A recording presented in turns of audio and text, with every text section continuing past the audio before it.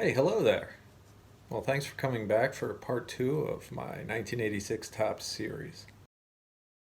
Well, I really wouldn't argue with anybody who might suggest that 1986 Topps rightfully belongs to Pete Rose. After all, out of the 792 cards in this set, the man has 9 dedicated solely to him. Now, most of the Topps sets leading up to 1986 included cards in the beginning of the set that were dedicated to record breakers, highlights, or leaders in different stat categories. If I'm missing something, add it to the comments below. But 1986 Topps, that's a Pete Rose set right there.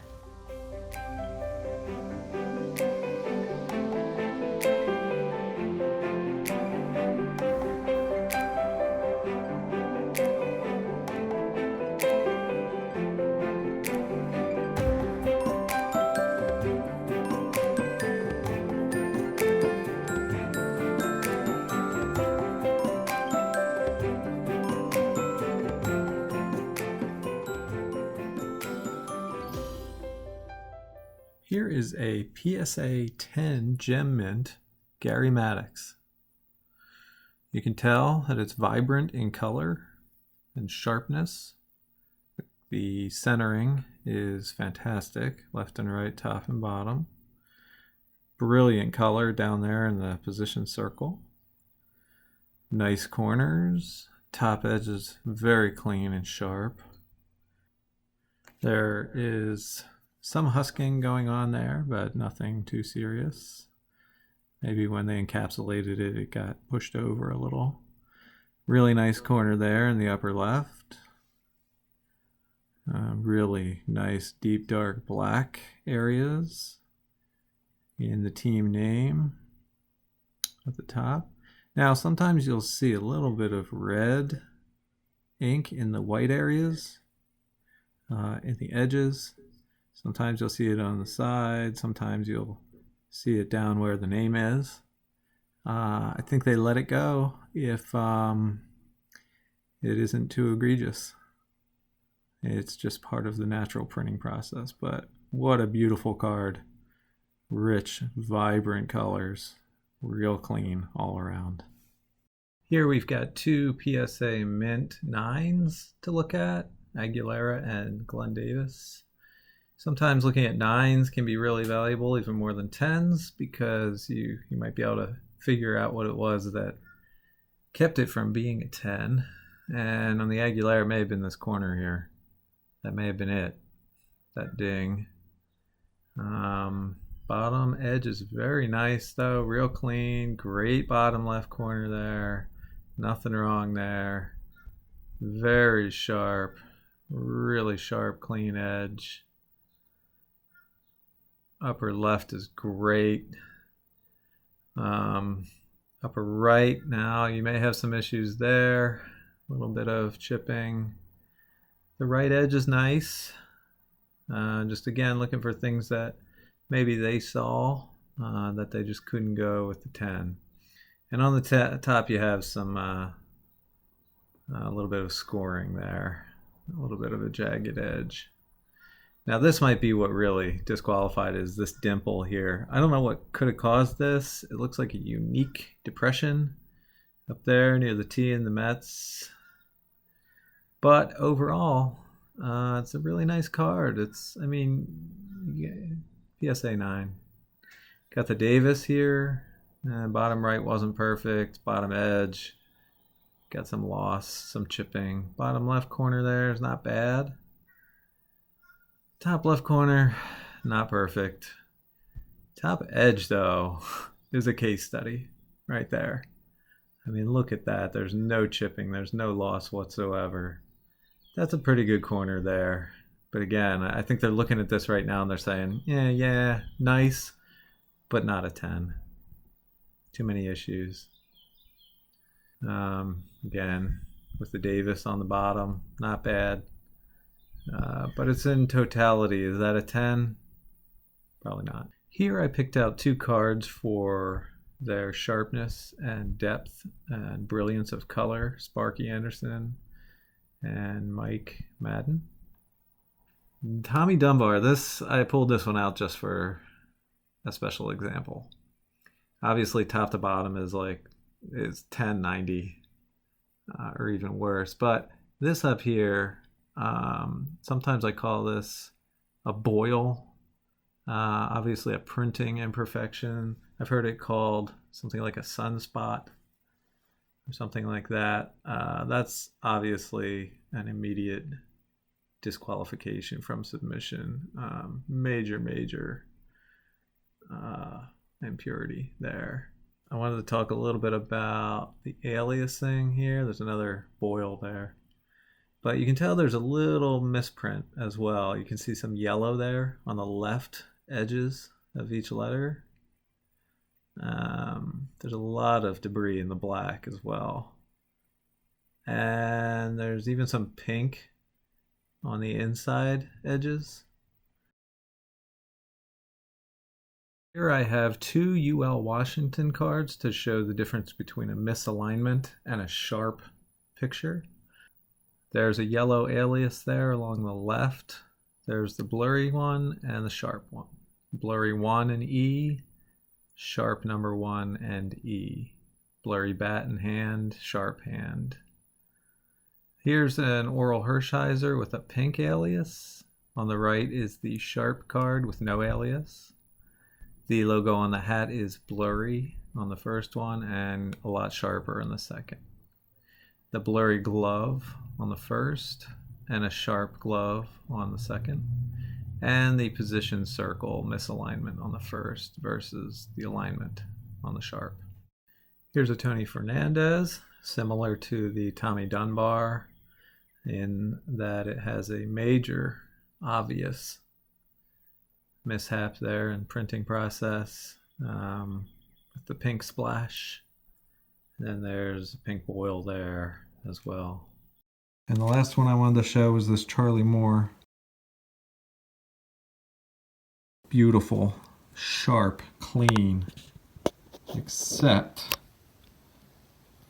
for, take a look at that. Take a look at that right there. Now what I'll normally do is I'll try to find another Charlie Moore, and I do know that I probably have probably about a dozen Charlie Moores. I actually really like this card. It's a real nice full action shot with the dust coming up and everything. He's obviously just about to uncoil a throw, I would say, to third base. He has like the pitcher's flex T position. Maybe he was a pitcher in the minor leagues. They converted him into a catcher. I would have to look that up. I'm not a Brewers expert. And we did go ahead and look it up. No, he was never a pitcher, even in the minors, but he is the son of minor league pitcher Charlie Moore Sr., so maybe he grew up pitching. I'm sure he did. Another interesting tidbit here, he became the second player in Brewers history to hit for the cycle and the only player to ever hit for the cycle and steal 2 bases in the same game, up until Cavan Biggio did so in 2019 for the Blue Jays. Amazing. And I found another Charlie Moore from my collection, and there is no green circle there. So that's an anomaly. The last thing I kind of wanted to do is to open up an unopened wax pack. Now I've been going through some of these. That's where I pulled the McGee and the Charlie Moore. Just kind of see how we go through looking at a vintage pack, seeing what you have as far as possible graded cards. Now, obviously, because you want to get a 10, you are taking the utmost care whatsoever. Oh man, and we have a commemorative Pete Rose. Now if I see how you hold a card like that, you can really see surface issues. And you're gonna see a blemish right there. And you can see it's buckled. That's a disqualifier. It's a nice Jim Wolford. You got 60-40 left, right. You got a really sharp top edge there and top corners. Gorman Thomas, couple issues here, obviously. Top, bottom is a 90-10 split. Terrible. Here you got a absolute dent in the card. And you can see it right there on the kind of right side where the light comes in, and there's a little bit of a crater. So unfortunately, that's a disqualifier.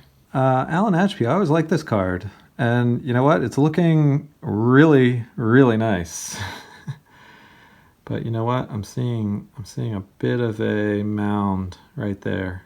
You tend to see a ton of really nice examples of this card. And this one is no exception.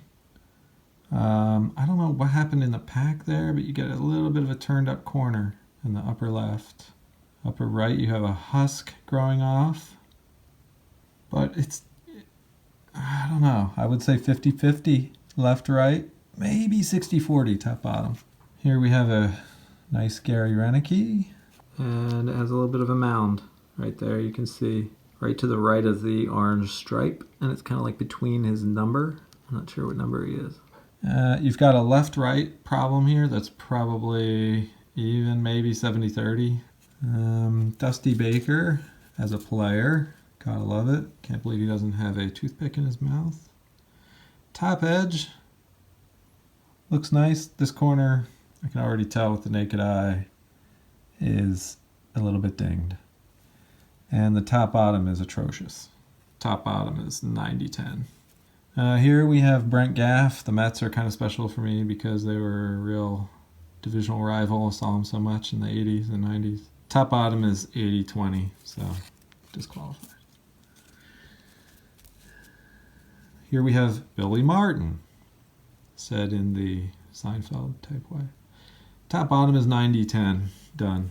Chuck Cottier, classic bench coach for the Phillies in the 90s.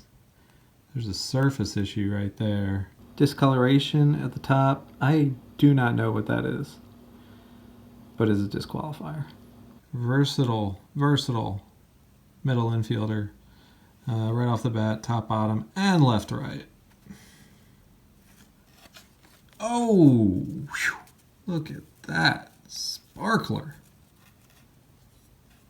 Dave Stewart on the Phillies. Very rare. Upper left, you got a ding there. You can see as I hold it to the light. And there's no amount of like, ooh, I will kind of do that. No amount of that is going to rehab that corner into something that you're going to submit. But otherwise, top, bottom is off. But boy, that is a beautiful card. And I will put that off to the side. Chuck Porter. It's kind of a misprint on this edge here. You can see there's like a white alias or ghost edge right there. There's some problems up here with some black markings in the yellow Brewers, plus top bottom is 70-30 or worse. Checklist I never really look too closely at. It's got issues top and bottom, left and right, disqualified. And then George Frazier, nice looking card. Top, bottom. Above all, you really have to be super critical when you're looking at these. Like there's kind of a dent up there too. But you have to be honest with yourself. You have to be brutal with these cards when you're looking at them, because you don't want to drop $20 and certainly get an 8.